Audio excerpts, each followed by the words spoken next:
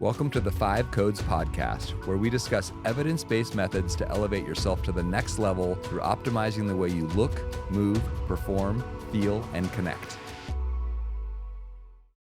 On today's episode of the 5 Codes podcast, we have the most special of special guests. It's my wife, Aubree. Every question I asked came from you guys, from the audience, from my network, and we get into everything from our origin story, how we met, to some pretty deep questions about what it's like being married to me, pros and cons, and into how we raise our kids, what she does herself, what procedures she's had done, all the way through the lineup into some really fun rapid fire questions at the end.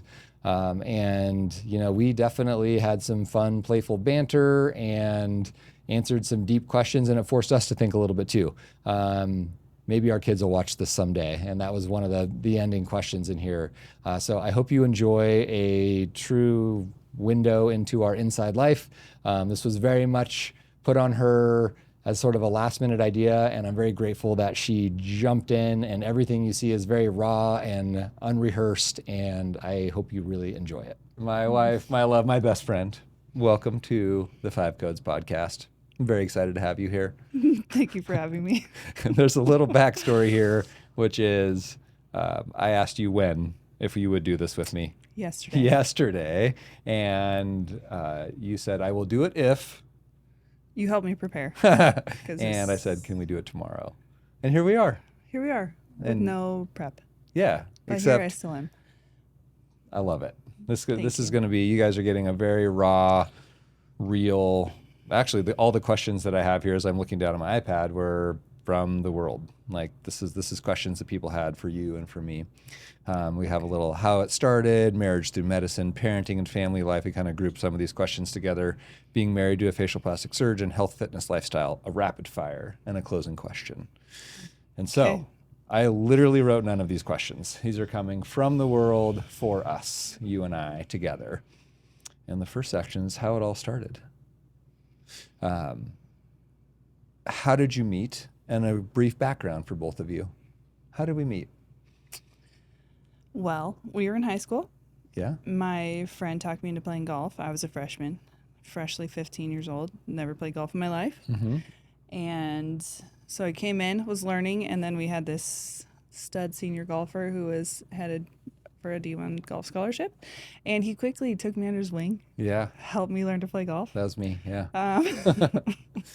And I don't know, kind of snowballed from there.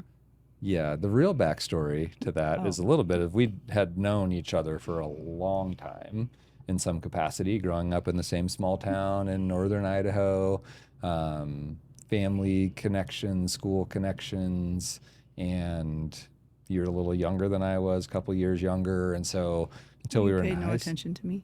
I paid no attention to you. I mean, you were like, yeah. I was too young. But by the time we got in high school, you were the best athlete to ever come out of our area. I was doing my thing, and you were cute, right? Now here we are on the same team, and I was like, this girl's got potential. So took you under my wing, as we say. And yeah, that's how we met, and we dated through the beginning of college for me. Both went our separate ways during college, right? We're both Division I athletes doing our thing, and then kind of reconnected afterwards when I was in medical school and you finished college playing basketball. But going back, someone also asked us, who made the first move?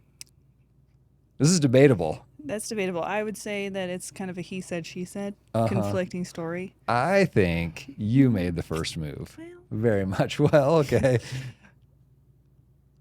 I slightly disagree. However, Uh-huh.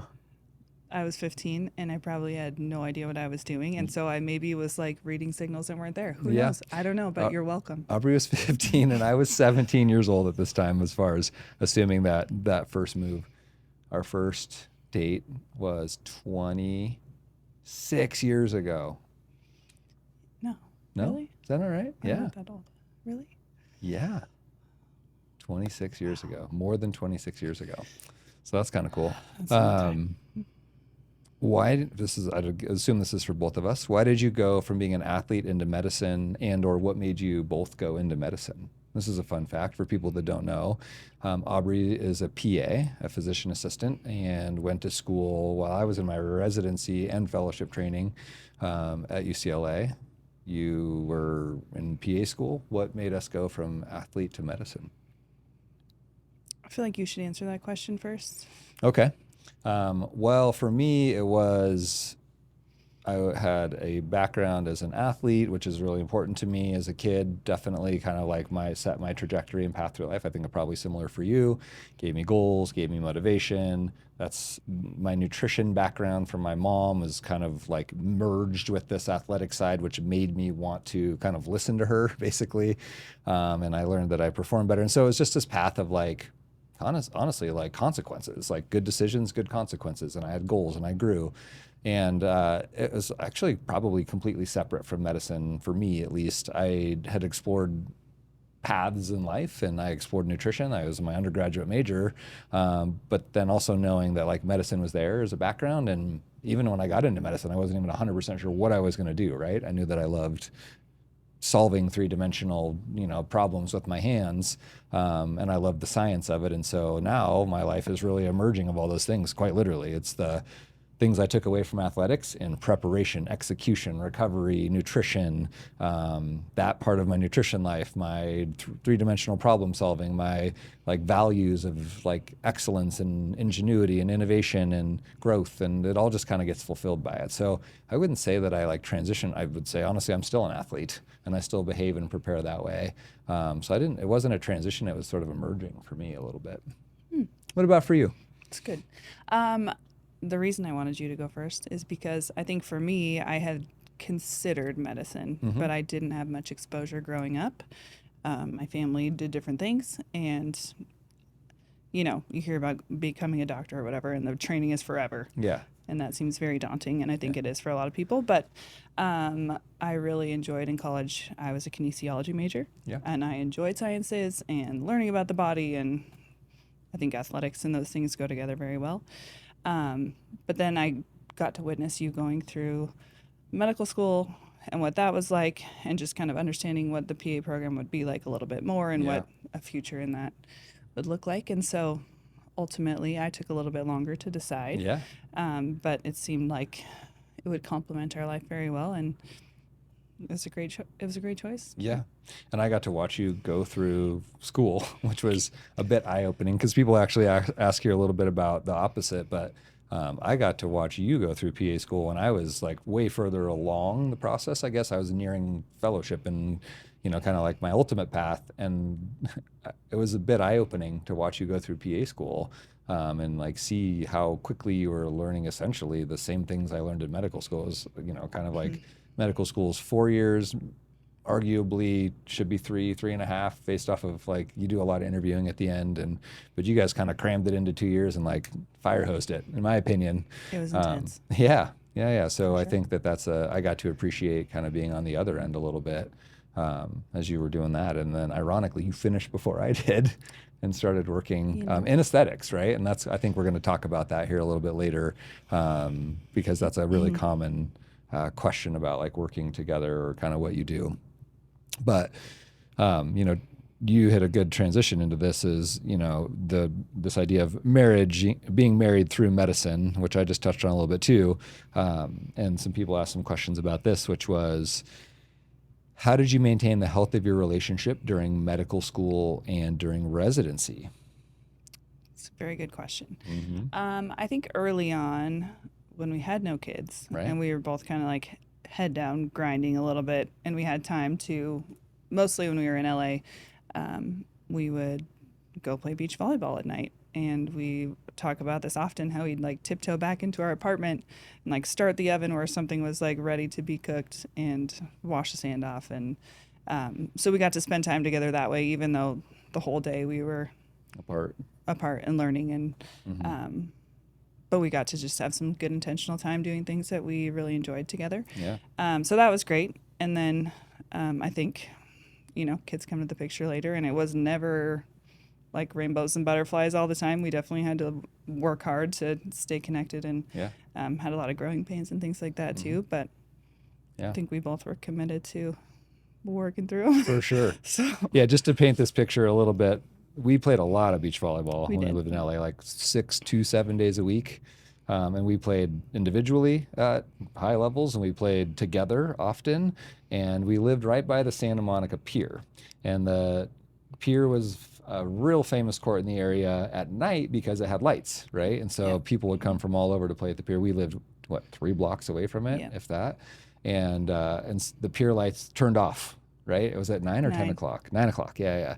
And so most of our nights consisted of go do our thing, go home to work, come home, set the oven up or whatever we had for food, go play volleyball till the lights turned off, come home sandy, click it on, hop in the shower, eat dinner at 9:15, and then if we had to like kind of read or whatever, that was like we had time afterwards, which honestly seems like this beautiful simplicity to our life. We'd surf in the mornings before work.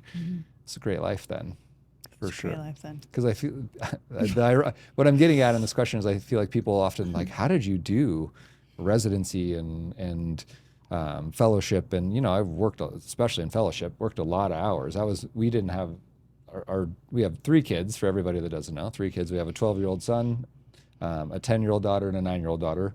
But our son was born towards the end of fellowship, and so my fellowship time, I was like, I knew he was on his way, and I was really cramming time in there. Little did I know that when we had him, I thought it was going to be like over for me, basically. But what didn't work out that way? It was like, oh, great, he's here, time off, and now like I still got to kind of like finish grinding, I guess, in fellowship a little bit. So, which was total bonus time for me, to be honest.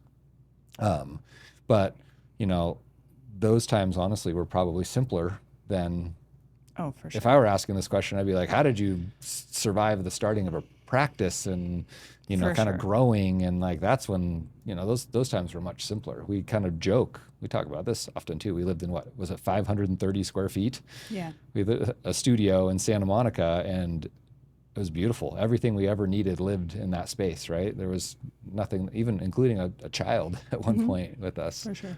So I thought that was, you know, it was after that was, I think, harder than even residency and fellowship, or even with the hours and things like that. Just Yeah, it for was sure. simple. It was like an objective. Yes, you were working a lot. Yes, you were whatever, but it was like, you know, like simple path forward.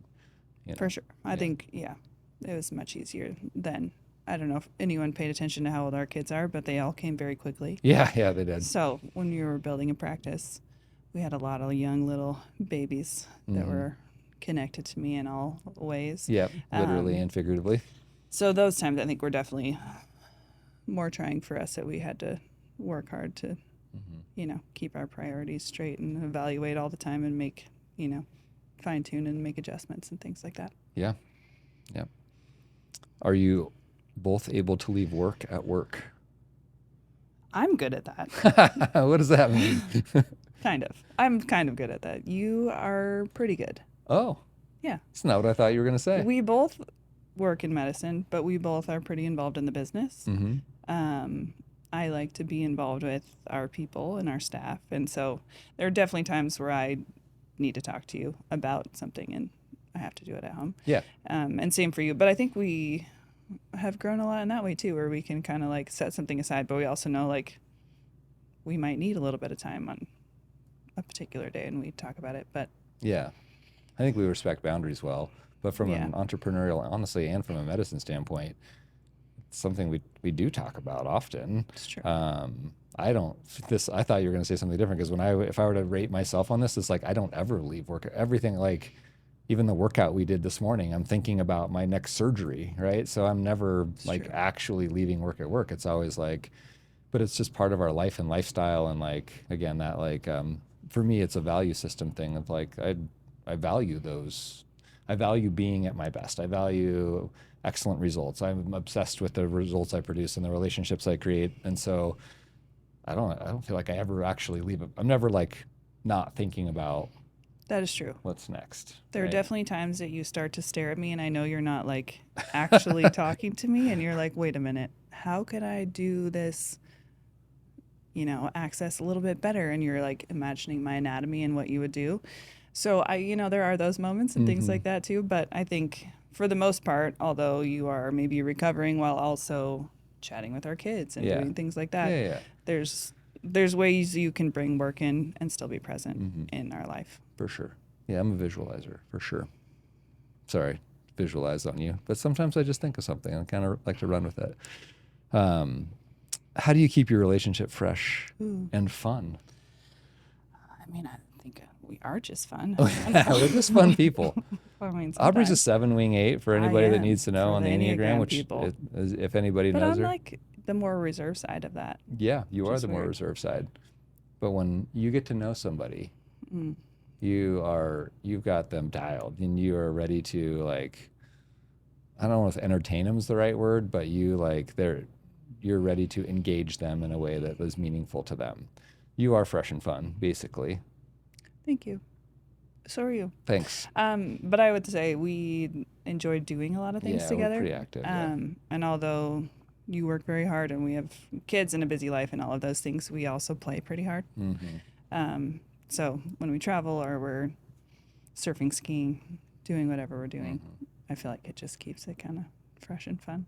Yeah, there's a lot going on. Like most of our travel is surf-based or ski-based. Really? Activity based for sure. Activity-based. We had this question in our home group last night. It was That's do true. you want an itinerary relaxed vacation or do you want a kind of flying by the seat of your pants stuffed vacation, which is a no-brainer for me. I know you're a little bit more neutral. No-brainer.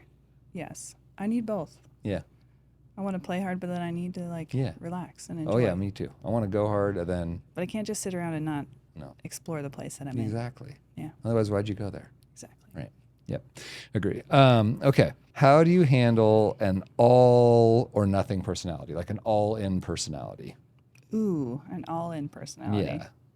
That is you, for sure. Okay. Yeah, because okay. that's based off the social media perception of me. Is that correct? For sure. You're not a big dabbler. Not a dabbler. Yeah, No. that's true. I think mostly I do pretty well because I think I align with it relatively well. I guess when it comes to activities, I really enjoy the things you like. I mean, you might be like all in and I'm like mostly in and I might need a break and you will give me that. But I don't know. I think I handle it pretty well. I think you've also learned to appreciate that not everyone is all in all the time. That's and true. so you can respect that, whether it's me or our kids or our friends or whoever, that they might not have that same all-in mentality as you. Sure. Because that's okay. I kind of secretly think that a lot of people do have an all-in generally in something. Maybe that's not the right way to say it, but there's always something that how about we're just really passionate about. For sure. Sometimes you just got to find what that thing is. So even when somebody's like, I tend to gravitate towards all-in people, like all in, all out, let's go. It's one of my maybe the hardest things as a parent when I want that for my kids because I think it's like a very spicy part of life for me in a good way. But yeah, I feel like it's there. You just got to seek it out sometimes. When somebody seems like they're maybe not all in, I'm like, I love asking people this question. Is like the tinfoil hat question. Like what do you kind of like think differently than other people about? Like you got to put your tinfoil hat on so the aliens can't read your brain. Like what are you a little crazy about? Like, and then you find real quick, like, oh yeah, you got some spice in there too. You got some all in. I don't know. I like that. But yeah, I definitely live that way. And I know it's not That's always true. easy. So thank you. Yeah. I mean, I think you just have the capacity to take things to another level that not everyone has, if that makes sense. Yeah, kind of. That's part of honestly my value system. Back to that is like I have a value of like just being. I like to be excellent at things that I do, Yes. which comes with like jujitsu. Prime example for me. Starting old in the jujitsu world, in my 30s from scratch, no grappling background. The white belt mentality, we call it. Like you go in, I didn't know what I was doing. You're not good at it. But I think when people hear the like a value for excellence and liking to be excellent and good at things that you do, that implies that if you're not good at it, you quit it. And that's what I don't want to be, and I don't do. Like I don't stop doing things. I just like find my route to get better at them, and then it teaches me how to be better at other things that are really important to me, like surgery. Jiu-jitsu definitely taught me that, but it was like maybe one of the harder journeys I've ever been on, just because metaphorically and physically, right? You're Yeah. like getting beat up, you're getting knocked down, check your ego at the door. You got to like do your thing. Which is Which, another time I found myself in headlocks and arm bars and things yep, randomly, even through a totally different discussion. I'm like, I know. Well, when you just thank said the you thing for about that. like me visualizing I surgery was on your thinking about face. jujitsu too, but Yeah. I Yeah. didn't say it at the time. Yeah. Yes. Oftentimes I'm like, I'll be looking at you and be Like, like, you're you're going to thinking put about me in a how headlock. you could choke me, aren't you? In a good way. And then I love that you always joke that you were a 3-stripe white belt via all the time you spent practicing with me. You told me I was a 2-stripe white belt. Oh, I think 3.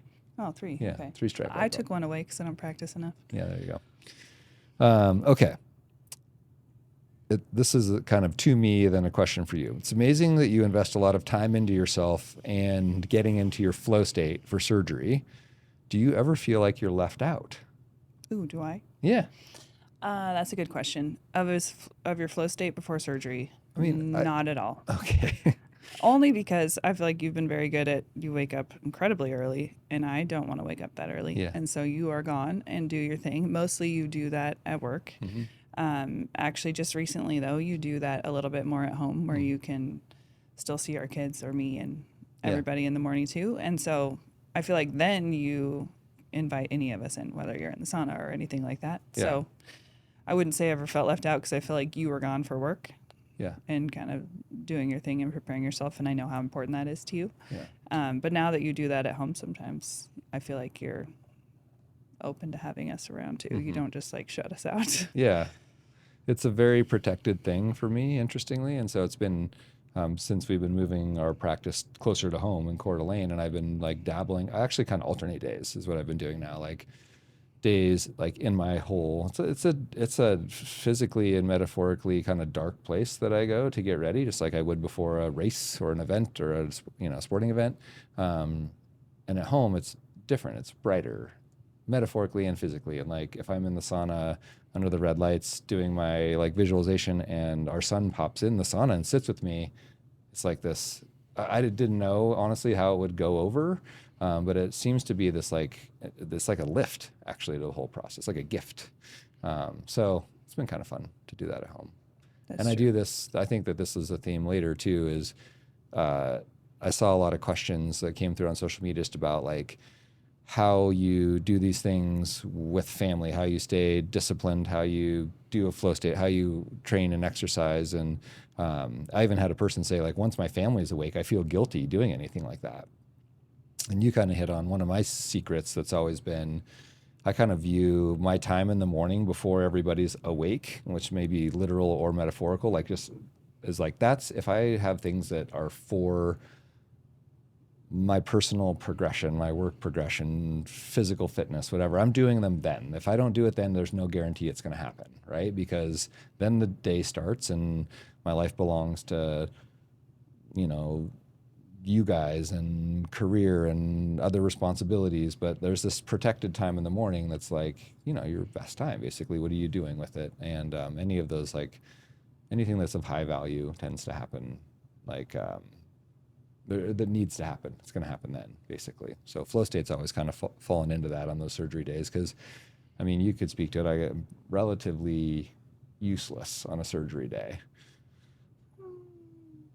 I mean, I don't know about useless, but I know that your headspace shifts and you want to be your best. And obviously, as a patient, I hope that they hope you're at Yeah, your best too. right. And so I think you really value treating each patient like Yeah. with everything. I mean, just giving them everything you Peak have. performance, right? Exactly. So I do think that, we try to do more like simple home cooked meals, like a little quieter nights, which honestly doesn't happen all the time if our kids have sports and different things. And so everyone knows that you're just going to be a little more tapped, and we I have feel a tapped, little yeah. bit more of a quiet night. But typically I think that's probably good for everyone because we are just kind of a go hard Yeah. family all the time. So it just kind of builds into our life where maybe we just need to have like a quiet family dinner and an earlier bedtime or Yeah. whatever that is. Yep. A little bit. Let's see.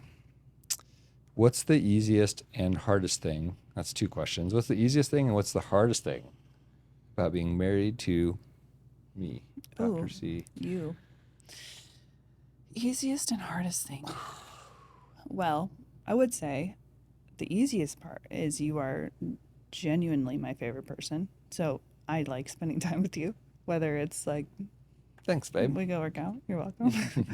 Or, just whatever we're doing. Like, it's fun. We don't just like sit around. We do, like, I don't know, constantly doing something stimulating or fun or active or things like that.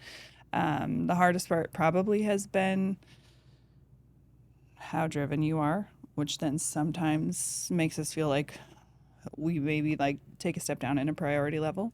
Um, but I think we're way better at that just as we've kind of like learned and grown through just through our marriage, and we're just able to communicate those things better because I know like you have a hectic surgery week, and we might not get as much of your time that week, but I know it'll be made up for later, or the time we get will just be like a quality small bit of time or something like that. Maybe the hardest question in here, I don't know, maybe that was the hardest question, but what's something you deeply admire about your spouse that most people never see? Oh, And I think this is interesting because if anybody follows my stories on Instagram, at least, it's pretty authentic and real. So people, I guess, see a lot. But what is the thing you admire most that people never see? that's a good question. Yeah. One of the things I would say would be that you're always like evolving, changing, making things better. And I do think that people see that to some degree, but even when we're talking about how you might start to, figure out how to do some sort of jujitsu move on me, or, perfect some surgical thing, or think about something, you do that with the rest of our life too.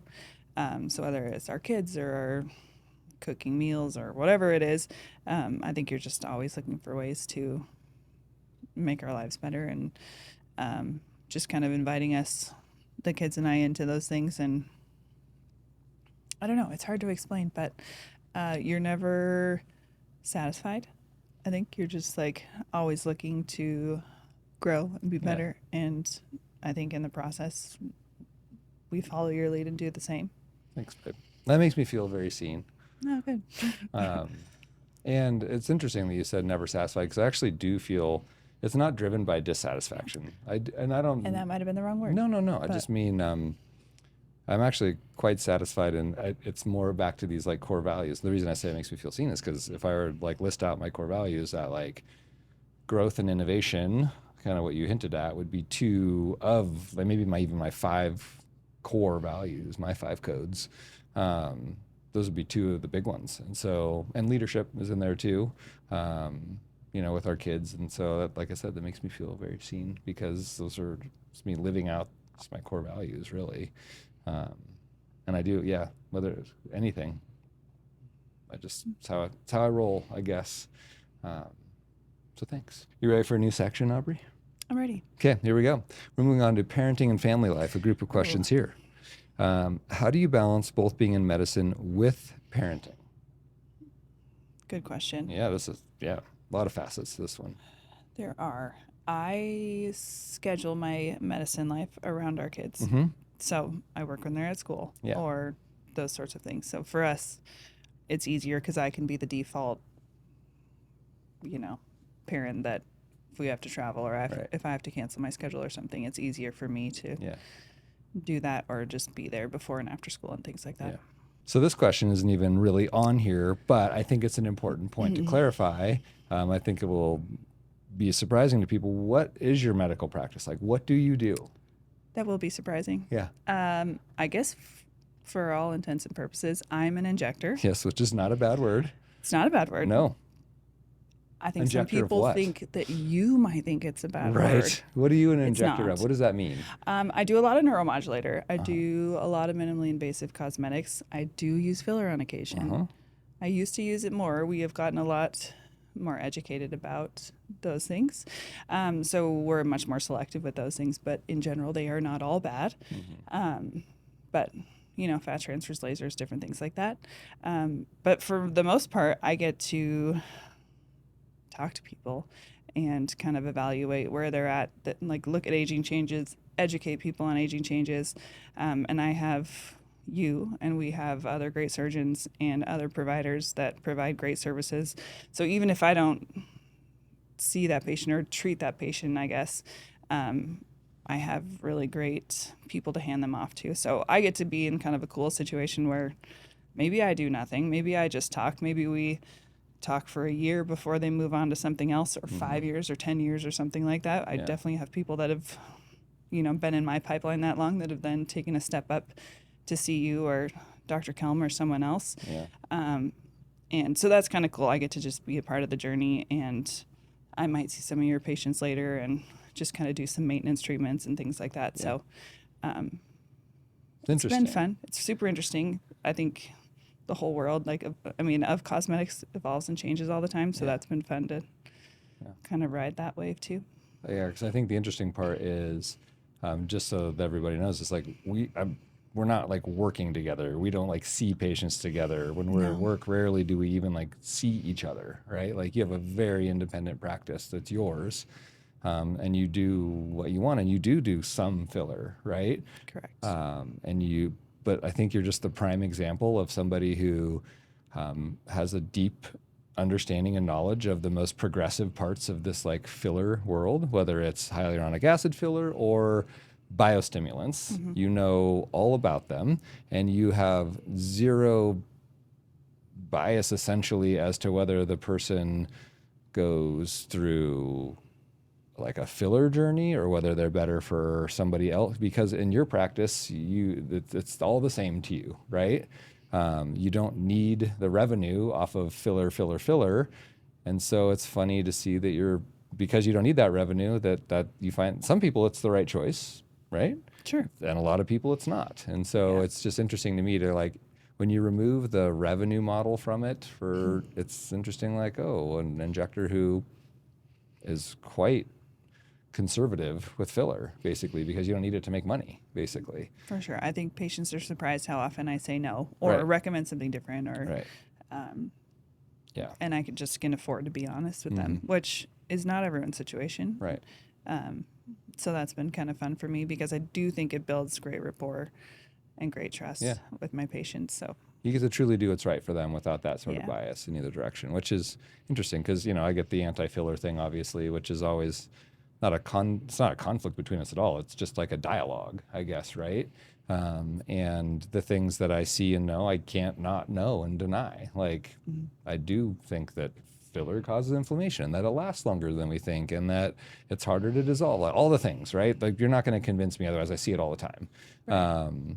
And you get to live in that space with me. I do. But also as somebody who uses it as a tool and but does it with that understanding. Because just to tie this up, this is my big message, I think, to the world, is that filler is not bad.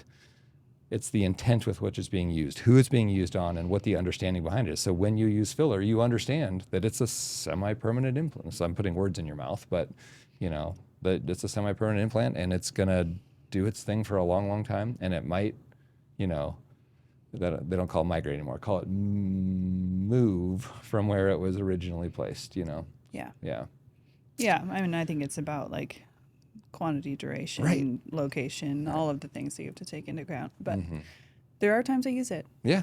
Because it's a great tool. It is a great tool. When it's properly understood, it's a great tool. Yes. And I think it's very hard to get past the immediate gratification of like, wow, that looks really good. But and come back in 6 months or a year and we'll do it again. Sure. Right? But then, even if you don't do that, like what's going to happen in 5 years or 10 years or 3 years or whatever it is. And so I think not only considering like the immediate future, but down the road too. I think in full transparency, when you and then I started practicing, you were doing it before I was. Yeah. I don't think that we knew some of those things. No. It was like, like the first 24-month product or 25-month product came out like right as you started your career.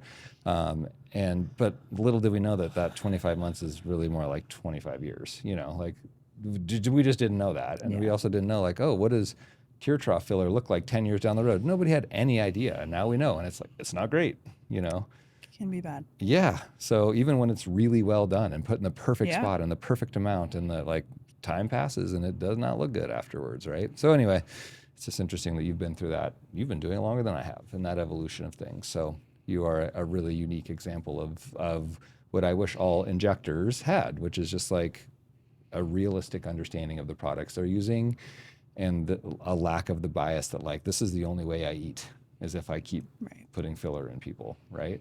Yeah. Or keep tightening their necks with a device that's not going to do anything or whatever it may be, right?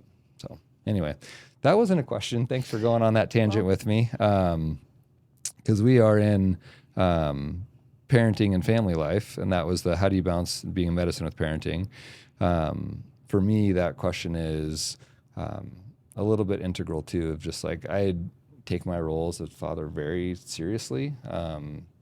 I put a lot of thought and effort into it, however you want to count it, thinking about it, doing it, reading about it, executing it, whatever it is.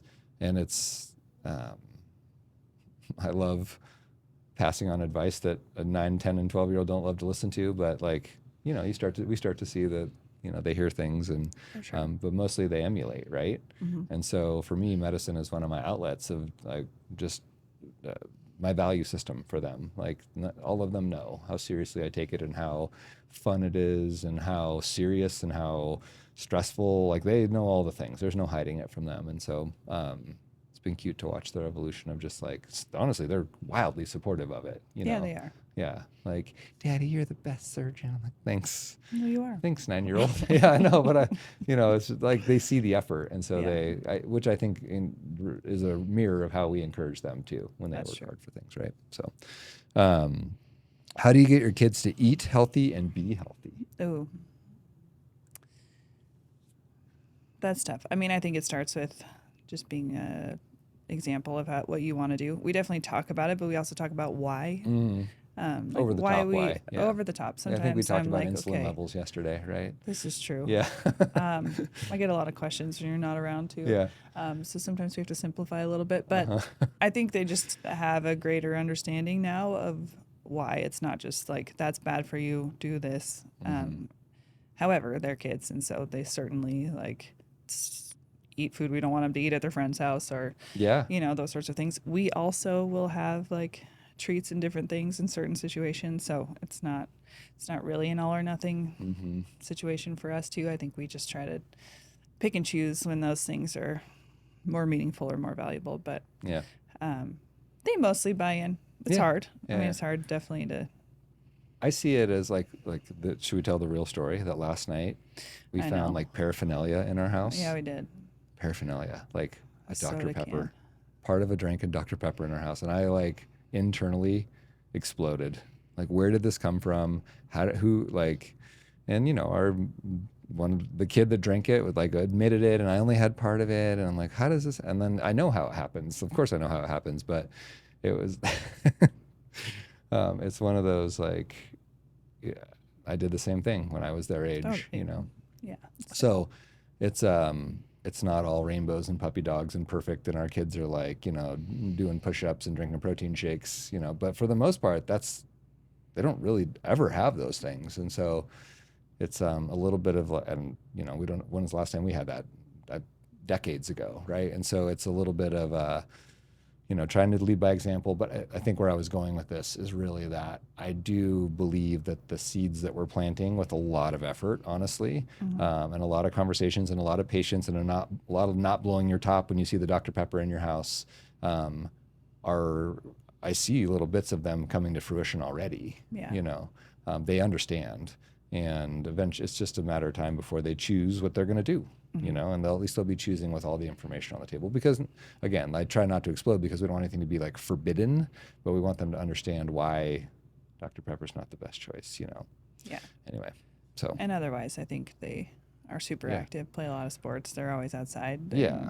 And we're listening to, you know, podcasts yesterday about, because it's summertime now, they're out of school, and it's like, here's why you should get morning sunlight in the first 30 to 60 minutes. Like, they're getting exposed to everything, you know, knowing about their sleep, and it'll be interesting as they, you know, continue to develop. I think I would imagine they'll follow a similar path that we did. It's like as they start getting more and more into sports, if that's a thing, they'll care more and more about their performance, and they'll have all the knowledge and tools there already. Ooh, here's a deep one. How do you talk to and raise young daughters around beauty, self-worth, and appearance when you're a facial plastic surgeon and your career is centered on aesthetics? That's a tough one. This is an applicable question to you as well. That's true. Yeah. It's a very I good have question. a very simple answer to this Okay. off the top. That's the work that I do in aesthetics is never changing somebody from anything that they ever were, right? It's not even really there's nothing like there's these ideas of like beautifying things. I'm really thinking about restoring, and in maybe some ways that beautifies or adds youth back or whatever. Youth's not an issue for our girls. Beauty's not an issue for our girls in the way, they're like, I'm not changing something that didn't exist before. So when it comes to a 9 and a 10-year-old, I'm restoring people to a way that they feel internally. And I want those things to match for our daughters too, who are both very like spunky, young, like vibrant, energetic, beautiful little girls. I want those things to match internally and externally. And as time goes on, those things start to, decouple a little bit. And so I view my practice very much as restoring that putting those things back in line, restoring alignment of like how you're feeling with what you're seeing in the mirror, which has nothing to do with what sort of God gave you and has everything to do with how age has affected you over time a little bit. And so I was talking to one of our daughters about this last night as, like makeup conversations start coming up and just it was this simple question: why do you wear makeup? And just like watching her process that answer that she didn't really even know.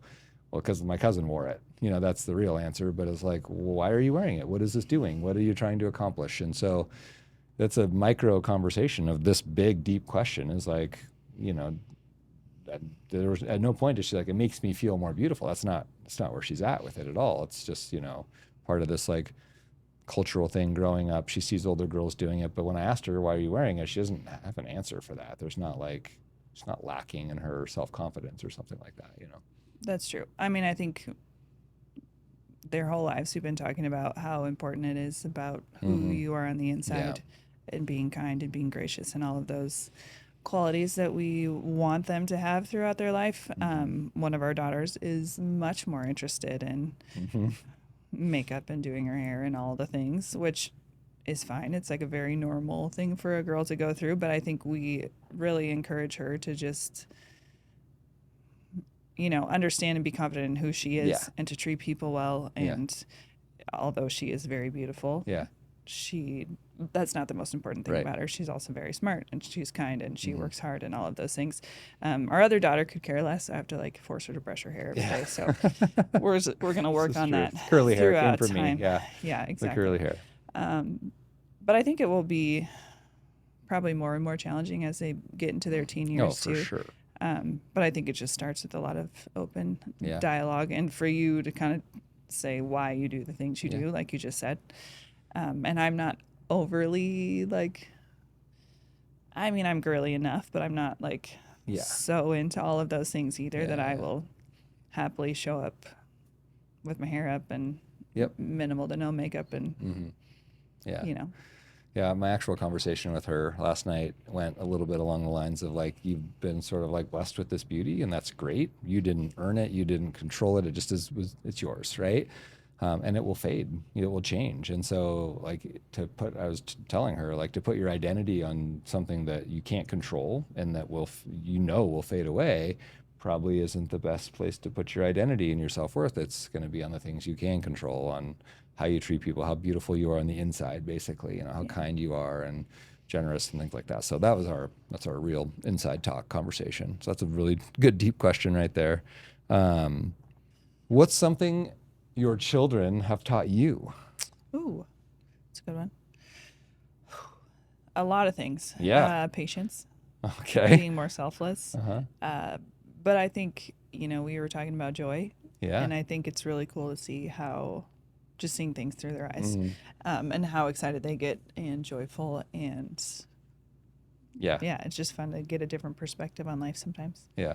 It's funny because when I think of this, I really think of like, I would say drops or seeds that I planted in them and then seeing them like come back to me in a flood. Like with our first child, our son, I was very thoughtful about trying to instill a sense of curiosity in him, right? And even much to my chagrin, with not that I don't like bugs or insects or whatever, but sometimes it was like, let's get down literally on all fours this far away from this spider and let's study it together, right? And which I didn't actually really do myself necessarily in that way. I would do it with other things. I feel like I see kind of that type of beauty everywhere. But that was like a very tangible thing for him. I couldn't like show him the landscape and be like, look at that sunset and the long wavelength light. It was like, let's look at the spider.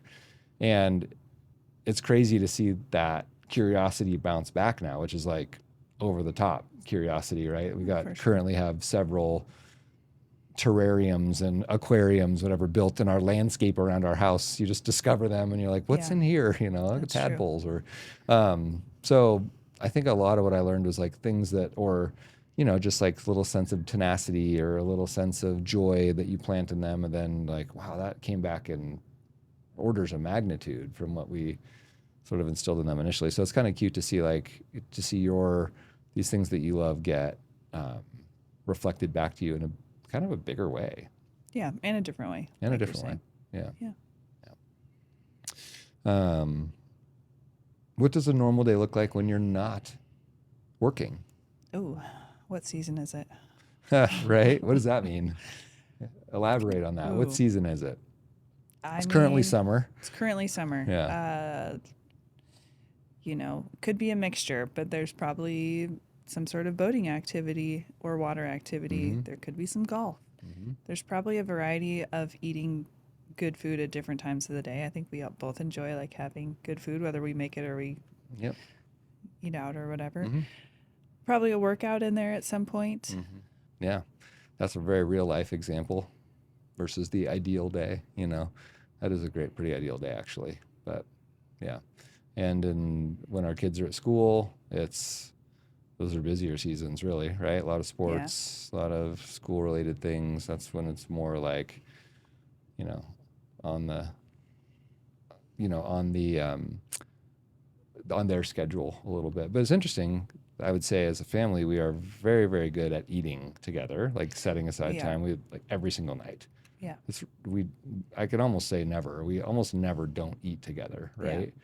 So we have that time together every night. We have connection time. We have habits at the table that we do from just kind of tuning in, and you know, there's no distractions, and we're talking about whatever phase of life it is, peaches and pickles, or you know, wins and losses, or things we could have done better, or great things we're grateful for. So I think we're, regardless of the season, pretty good at that.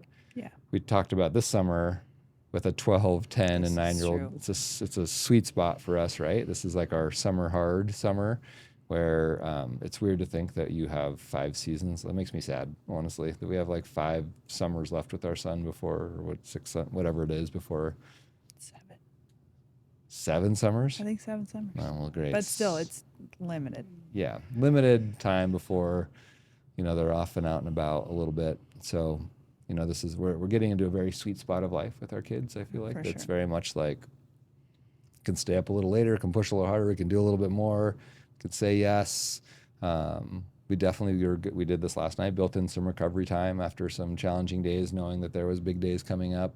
We're pretty good at it. They understand, I think, that like, you know, kind of lay back and, you know, kind of recover a little bit. They see us do that a lot, I think. Like, quite literally see us do that, whether it's compression boots or red light in the sauna or something like that. They're very familiar with what it means to recover and be ready to go. They are. Yeah.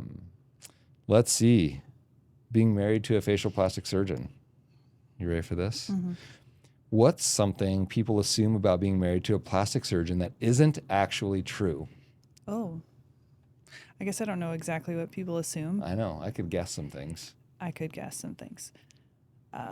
With that specifically, I would say we are pretty like down to earth. I'm not overly interested in 1 million products or getting stuff done all the time. Right. I'm not dolled up all the time. So I feel like we're pretty low-key, active, get sweaty, those sorts of things. So I'm definitely not dressed up, designer clothes. Yeah. I've had no surgeries. Yeah.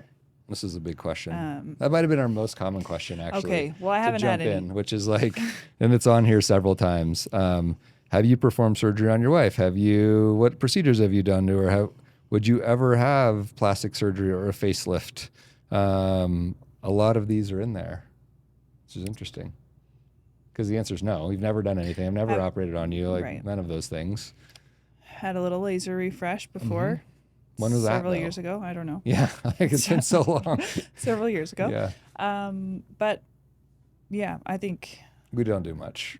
we don't do much. I think we try to do the things that are really valuable as far as Yeah. recovering and being smart or proactive. Mm-hmm. I would say if I were to like summarize what this is, like what people would expect, the like dress to the nine, and this may be stereotypical, not always true, but like dress to the nines, fancy stuff, always looking good, putting on makeup, doing your hair, me too, doing my hair, like we're mostly like prioritizing health over appearance, maybe. Is that a fair way to say it? Yes. Like we're definitely like, what are we doing and not how do we look, Right. Not that, you want to look the part. And we try to even talk about our kids about that a little bit. Like, Yeah, like presenting yourself. dress like you own the bank, not like you're going to rob it or whatever. Sure. Yeah. But in general, we're not like, you don't own a designer handbag, do you? Not that these just aren't Maybe priorities to one. us. I don't own a fancy watch, we're not, just this like not our style, right? Right. To do those things. It's like, very much kind of what you see is what you get. Like, again, back to the like social media thing. That's kind of like, it's just a documentation of our life, especially if you follow stories, like kind of like what our life looks like. Like we worked out together this morning. Our son drove us across the river in an inflatable boat. We got sweaty. We came back and we rushed to work. Like I took a shower, left my hair wet and let it dry. And I took a shower, let my hair wet, and let it dry. Yeah. Pretty sure the whole office saw me. This is what we do. Yep. Sopping hair.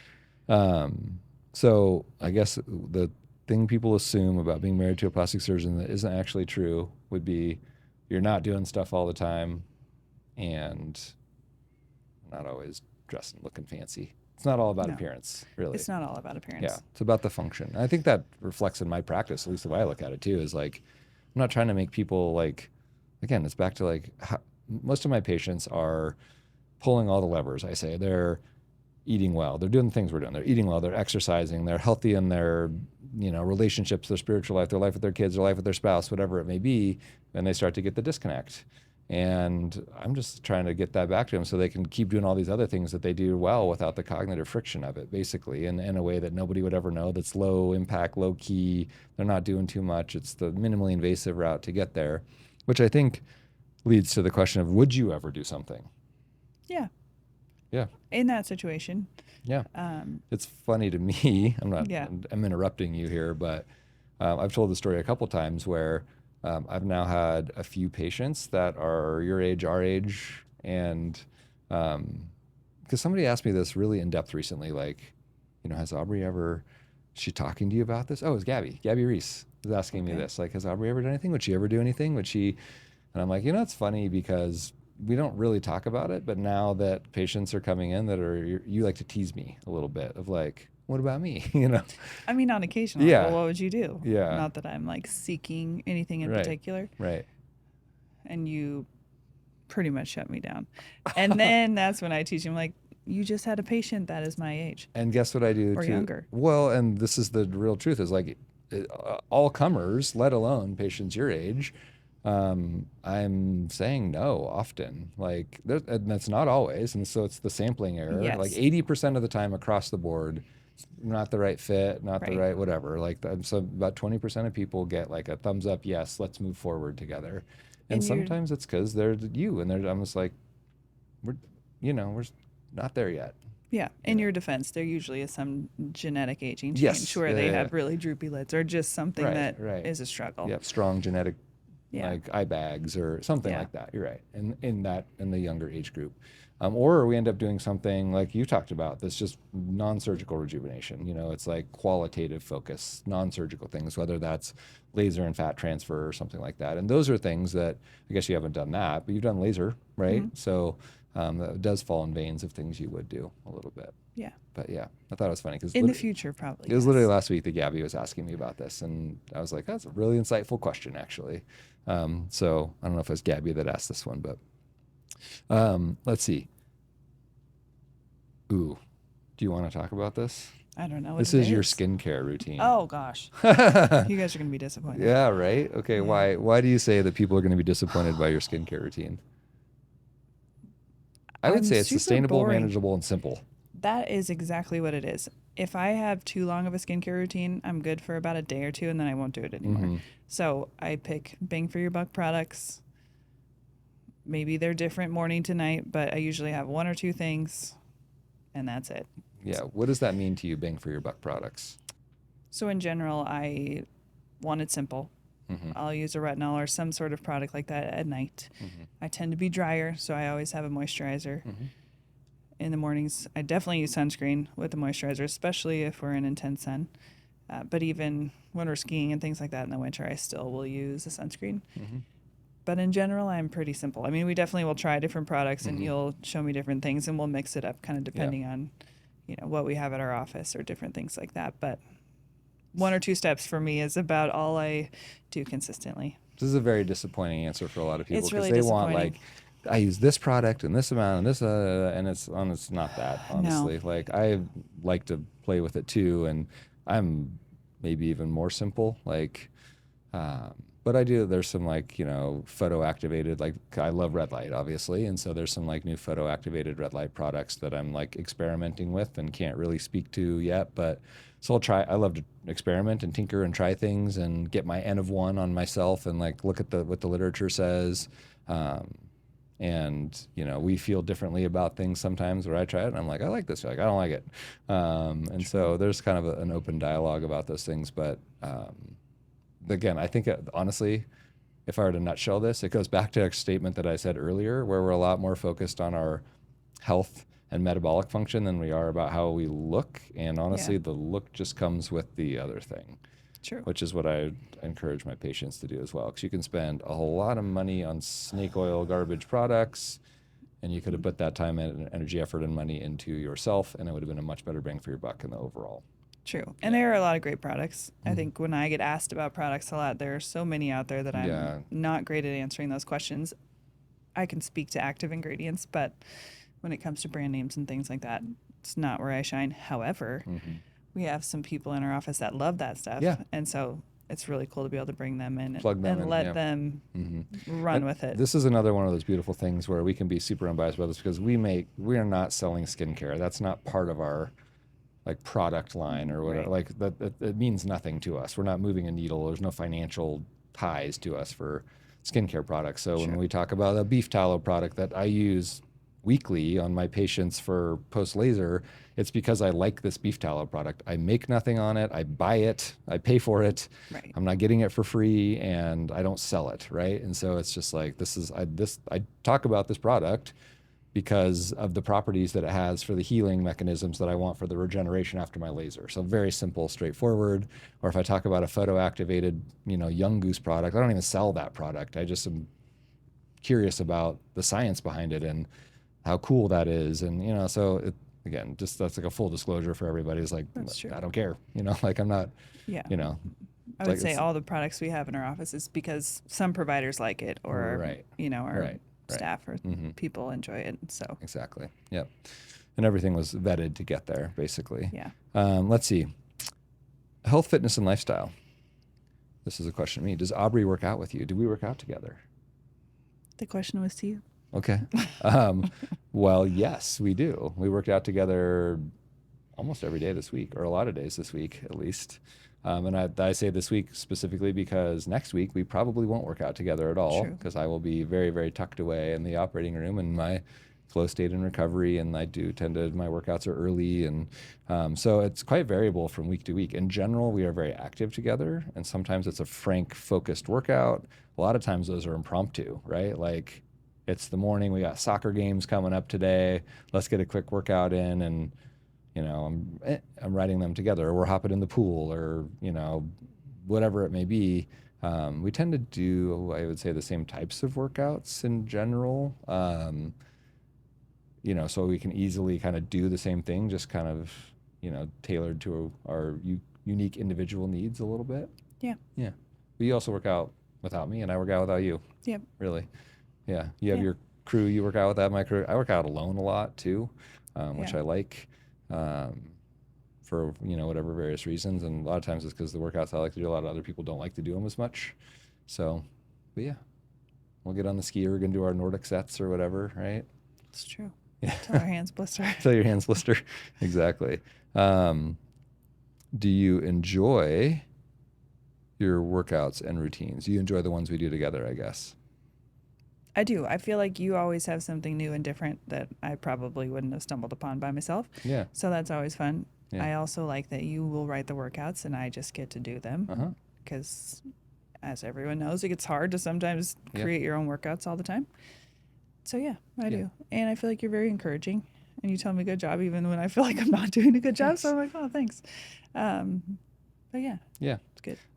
This kind of goes back to something you mentioned earlier about like, I don't use any programs. I write them myself, and I'm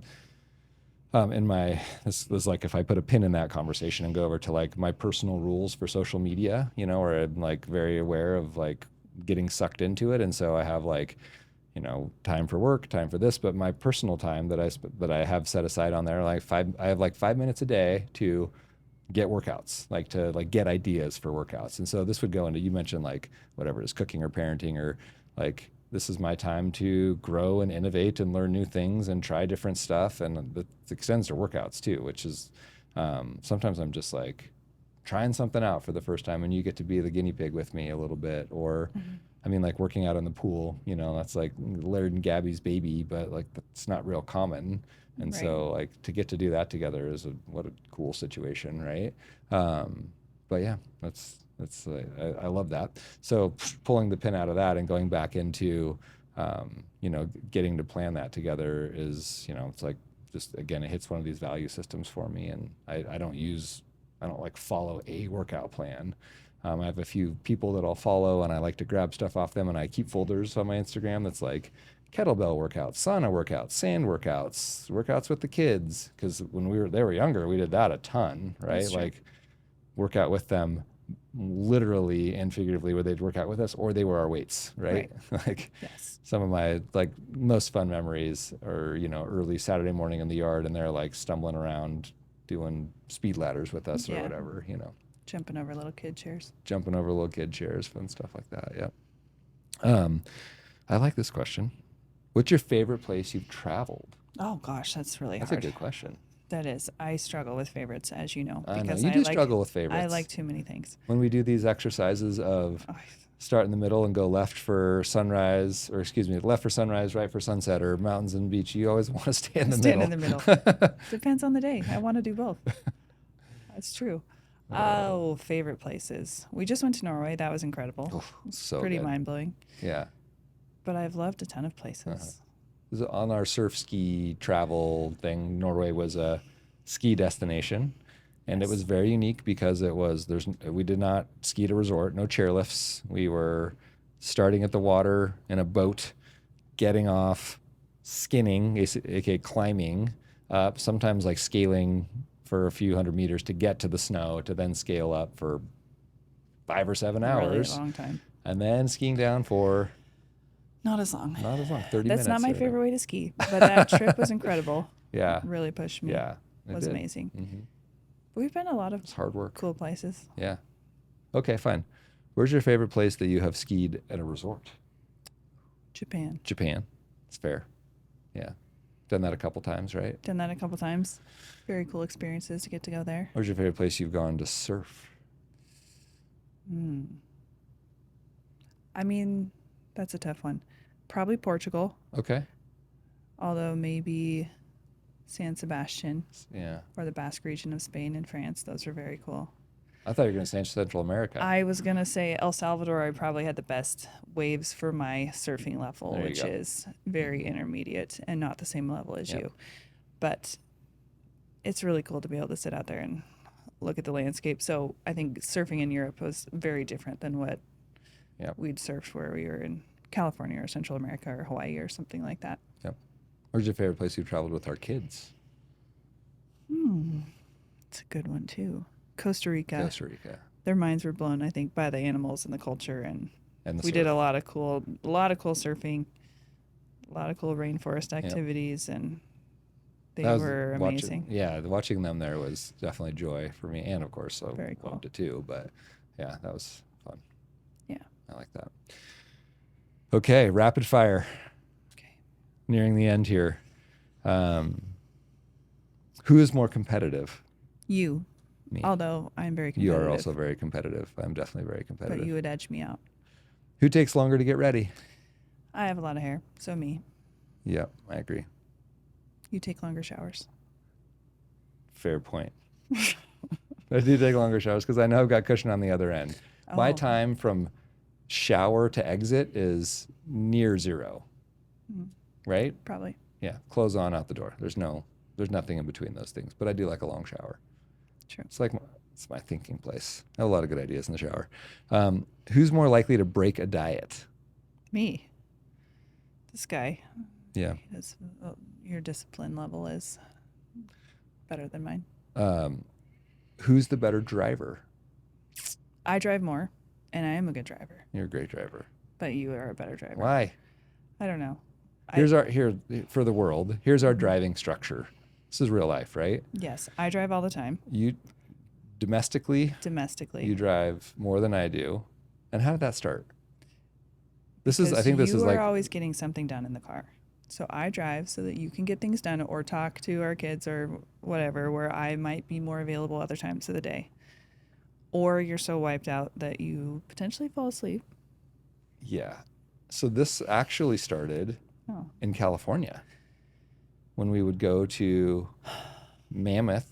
It's like our first year living in LA. We were gung-ho to ski, and every weekend that winter we would like Friday night from LA, from UCLA often, like in the car up to Mammoth, staying at the Motel 6, sleeping with the bed bugs. No, we brought our own.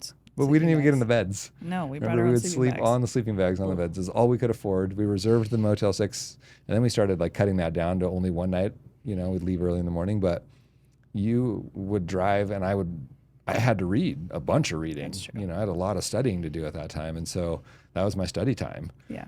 Because on the weekend, it was like, then the rest of the time we were together and felt, you know, very present and doing whatever. But when we were driving, I was like, okay, this is my time to like get stuff done. That's true. And It just carried over. It carried over, honestly. And then, yeah, you're right. Especially Friday nights after a week, I would, you know, I feel pretty cooked after surgery, like definitely coming out of flow state into recovery mode, especially if I have to do it 2 days in a row. I feel pretty out of it. Not that there's nothing there, but I'm a lower capacity. And then, yeah, you're right. Friday night, falling asleep, and we're like driving up at night to go ski or something. So that's the real truth of it. That's the real truth. When the weather's bad, your rule is when it's stormy, weather bad, blizzardy. I drive until I'm out. And then you make me drive. And then you drive. And then anytime we're traveling overseas. That's my vacation. Then I drive. You drive. Yep. Which has been very adventurous, actually. Yeah, it's good. Well, like driving in Japan, that was real fun. Wrong side of the road, navigator, you know. Wrong side of the road, different side of the car. Tight lefts and wide rights, and yeah, that was kind of fun. Yeah. Anyway, so we're both good drivers, I would say. Our driving records would reflect that as well. Who's more likely to fall asleep first? I feel like it's switched. I would definitely would have said you, but it's becoming me. Yeah. Which is weird. I know, that is weird. I would have said that too. I think honestly, as I started prioritizing my sleep health more with time, as I could, that's what changed it for me, honestly. Just like my good friend, and I talk about this, he's, you know, a person I talk about health stuff with all the time. We were even talking about how just like wearables changed behavior at some point, like gasp, maybe skipping a workout to prioritize sleep some days, which was like unheard of at one point in my life. So I think those types of changes really helped me there. Who is more organized? I don't think that's a contest. Definitely me. Okay. Who is more stubborn? Also me. Yeah, also you. I would agree with both of those. I'm organized and different. You are. Yeah, I'm organized in my own way, but like from an outward appearance, and it's been this way honestly since I was in grade school. I hear about it from your mom. Yeah.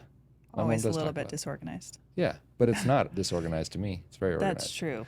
Yeah. That's true. It's my system, but yeah. Chaotically organized. I don't have rubber binders or rubber bins and binders full of labeled. I don't have that, but I definitely. You have your own system. Mm-hmm. Yeah. Yeah. Who's more likely to say, I told you so? I It's don't not know. really our style. No. I mean, probably me because I'm also more stubborn, but I don't really feel that way. I wouldn't have said that. okay.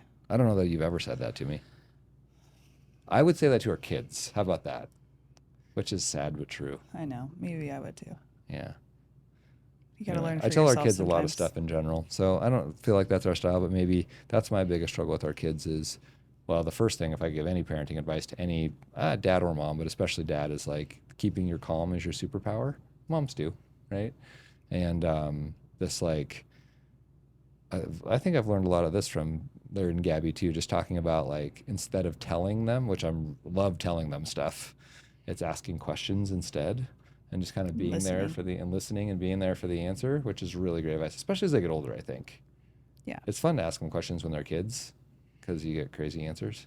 But so I think that I told you so might go with the like assumption that you told them something. I don't know, but you try not to do. Let's see. Ooh, who's the better parent during a toddler meltdown? Probably you. I feel like I would get more of them throughout a day where maybe you were at work and I was not, and I would be done. And so then I would hand over to you. Yeah, I would then say that. I would just say that it's one or the other. That's true. I do think when we see the other one Yeah, is we're pretty good at like, uh-oh. tapped out, the Yeah. other one steps in. Which can be a touchy time to tap in sometimes because then the person knows that like the other one recognized that they were tapped out. That's how I feel. I'm like, dang it, I lost it and she had to save me. True. You definitely saved me. Let's see. Who's more disciplined? You. I don't think anyone's more disciplined than you. Who gives the better advice? Probably you. I Really? don't know. You're a very concise thinker and could put things into words very well.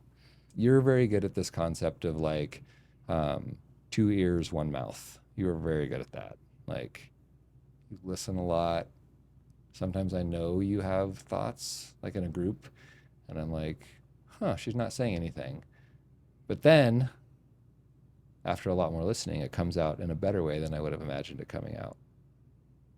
Thanks. Yeah. I think that was roomy. Two ears, 1 mouth. Let's see. Who is funnier? Me. You are. For sure. For sure. Everybody that knows us would say that, which is actually, I think, unexpected when people first meet you. It is unexpected. Only the people that know us would say that. Yeah, that's true. But pretty much everyone else would think it's you. Mm-hmm. Yep, that's true. That's a fun inside info. Who's more likely to embarrass the kids someday? Who? I think it's you, even though I do 100% it me. regularly. I embarrass them all the time right now. So do I. I love it. But I also tell their friends, we'll hug their friends or high five their know. friends, and I feel like you're currently much more invested in which is probably a wise long-term investment with like being cool with their friends and like kind of and you coach them a lot too, them and their friends in basketball. And so being someone they can go to. And I am unabashedly myself, which is embarrassing to them sometimes, which surprises me, honestly, that it's embarrassing to them. Cause I'm like, really? But they're I just get it. in an awkward age. I get it. Most awkward age. Being a 12-year-old boy is a tough place. I can't relate to the 9 and 10-year-old Their dad girls. starts dancing in the middle of the Yeah. street or something. Oh It's yeah. Or embarrassing. you're at practice and your dad's like doing a kettlebell workout on the side of the field, and I think they appreciate that now. you do? Yeah. Because even their friends ask about it or. Yeah. I think that there was a time where that was embarrassing to them, or Maybe. just a little bit like, oh my gosh, my dad's over there working out. But I'm like, I'm here with you for 2 hours. You know I'm working out. I'm not going to sit here in this beautiful big grass field and do nothing. I literally cannot do that. Yeah. Like nothing's impossible. It's very difficult for me to just sit there and be like, why am I not running around? True. Anyway, last question. I like this one. If your children listen to this episode someday, what's one message you would want them to hear? It's a good question. It's a good question. It's a tough question. It is. Because you can think of a million things that you want them to hear. Yeah. I think that I could pull some things out of this if they listen to the whole thing, let alone just this ending.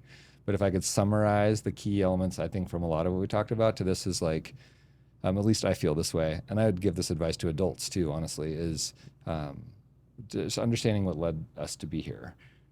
To be here physically, to be here metaphorically in our relationship, in our marriage, be their parent, to, have like where we're at in our careers and with our friends and in all these like values in our life. And it's values. It's like, do you know what your core values are? Which for our kids is hard to maybe really know right now, but I think that we could name some of them for them just off the top, knowing them.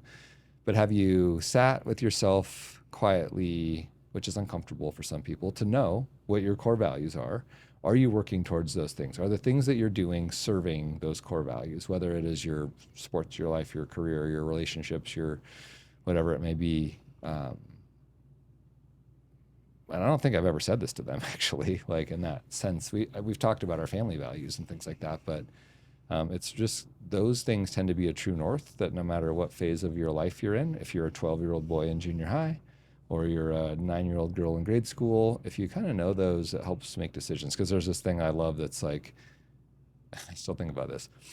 Would my mom be proud of this? What would my mom do in this situation, right? Yeah. Which kind of gets back to like, your parents being that core of you, mom especially, is to serve your core values, that core part of you. I don't know.